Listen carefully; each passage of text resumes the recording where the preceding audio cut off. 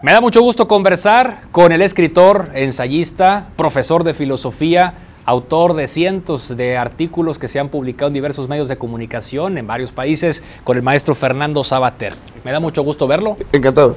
Estábamos recordando que nos habíamos visto hace aproximadamente 10 años, más o menos 2 años, no recuerdo la fecha exacta. Soy asiduo visitante de México y en una de las ocasiones nos vimos, sí, a hablar de periodismo. Impartiendo un taller muy interesante de periodismo, de mejores prácticas del periodismo, en un evento organizado por la Fundación Nuevo Periodismo que preside el maestro Gabriel García Márquez y Jaime Abello, que la dirige de una manera muy entusiasta desde hace muchísimo tiempo. Y bueno, fue la oportunidad de aquella ocasión de compartir con usted algunas experiencias. Sí, así fue.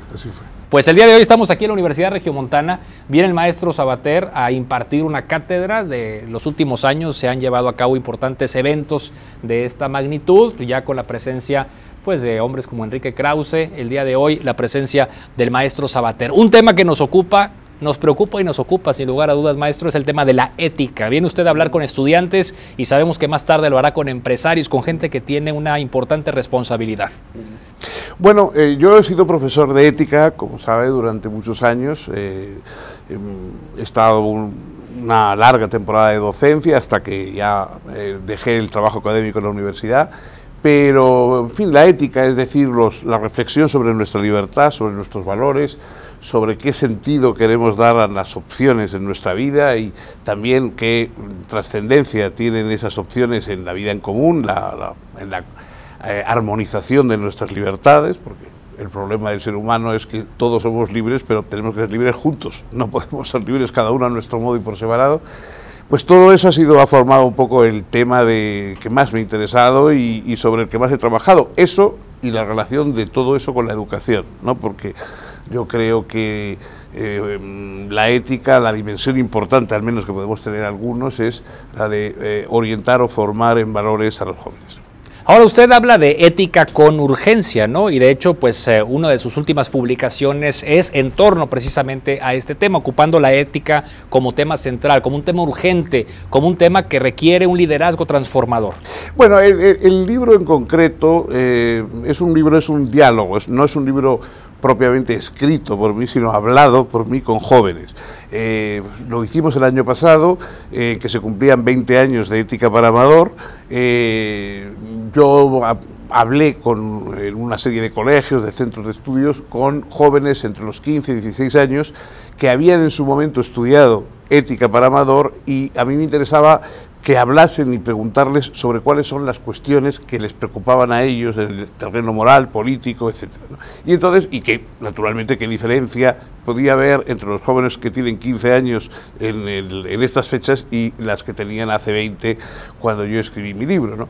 Muchas cosas han cambiado, ha aparecido Internet, mi país, que en aquel momento estaba en una bonanza como el resto de Europa, pues hoy está en crisis y una situación laboral, sobre todo para los jóvenes, difícil. En fin, han variado una serie de coordenadas. Entonces, bueno, el título Ética de Urgencia, lo que quería decir es que yo ahí reflexiono sobre los temas concretos que preocupaban a los jóvenes, porque el libro de Ética para Amador era un libro teórico, es decir, un libro basado en los principios que deben orientar la reflexión moral.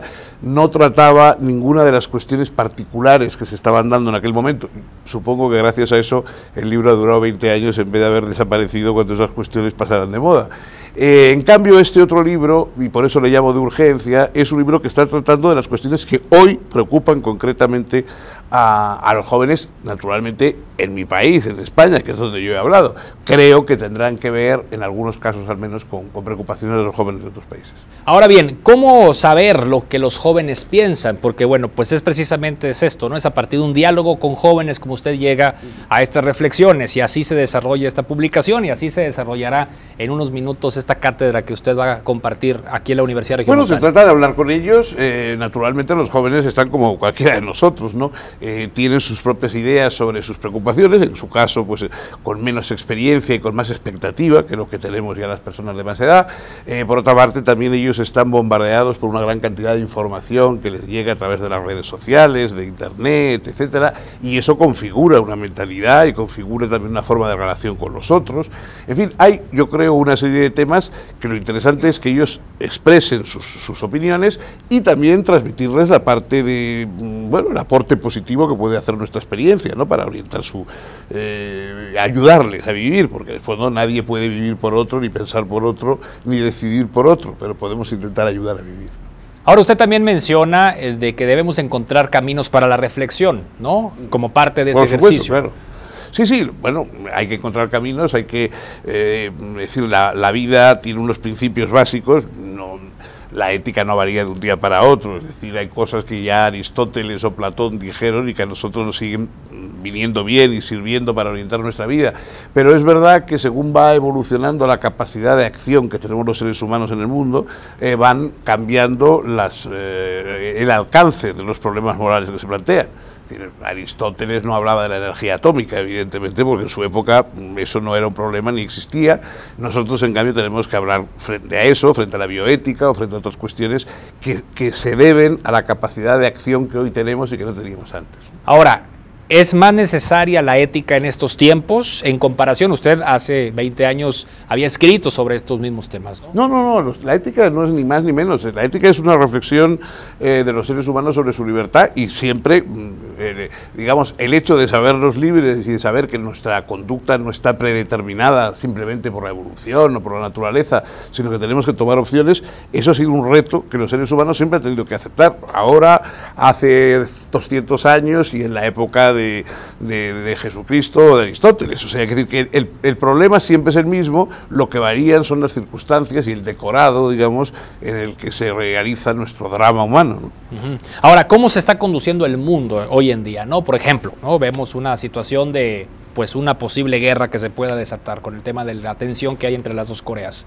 ¿Será este un tema ético? ¿Es un tema que nos invita a la reflexión? Políticos. Los temas éticos son la reflexión de cada individuo sobre su libertad. O sea, es decir, los problemas institucionales, los problemas de organización de los países, los problemas de la paz del mundo y cosas por el estilo, son temas políticos.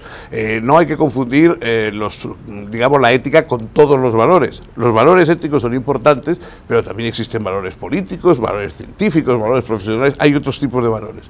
Esos valores, los valores que se refieren a la convivencia de las naciones y a la organización mejor o peor de los países, etcétera, son valores políticos. Y la política, por supuesto, es tan urgente, yo diría casi que más que la ética. El tema periodístico, el día de hoy, pues también, sin lugar a dudas, tenemos que prestar atención, ya que mencionaba usted la influencia de las redes sociales, ¿no? Hoy por hoy, cómo se maneja la información, cómo fluye la información en un instante.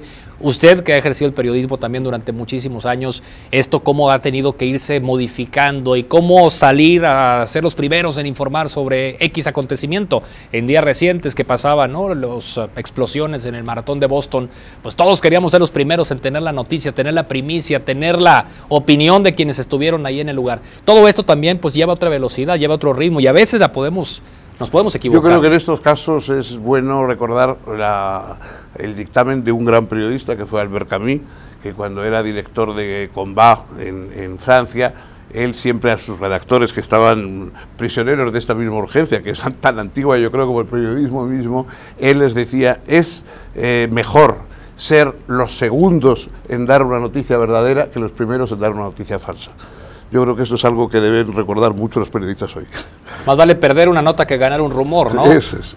Que es también una de las máximas ahí del periodismo. Me estoy remontando un poco a lo que decíamos hace un momento, hace 10 años que participábamos en ese taller y habíamos un grupo de comunicadores aquí de la ciudad de Monterrey y bueno, era precisamente uno de los temas sobre los cuales discutíamos, ¿no? El periodismo hoy, bueno, en cuanto a su práctica, sigue teniendo una serie de temas, lo que pasa es que hoy está probablemente más acosado y más urgido por las dificultades de mantener el formato papel, el formato impreso, digamos, del periodismo, y la competencia, otras fuentes informativas que tiene Internet.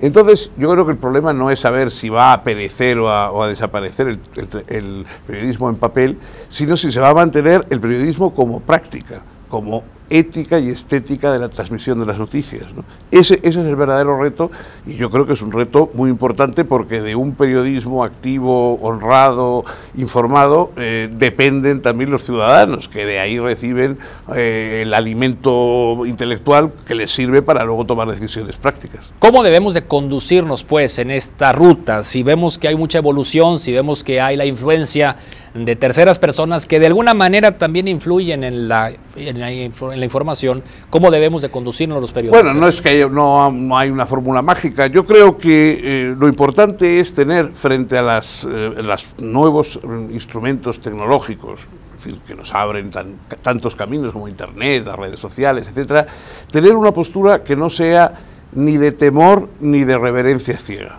¿no? Es decir, yo creo que las dos actitudes negativas son, por una parte, las que lo ven como una manifestación diabólica, hay que volver otra vez a la pluma de ganso y al pergamino para evitar la contaminación con una tecnología peligrosa. Y otros, el que hay que rendirse y entregarse, todo lo que viene por Internet está bien, todo lo que dice Twitter es palabra sagrada, y etcétera, etcétera, ¿no? Entonces, estas dos actitudes yo creo que son las negativas. Yo creo que precisamente el periodista tiene que tener la madurez para utilizar sin ser utilizado por estos medios.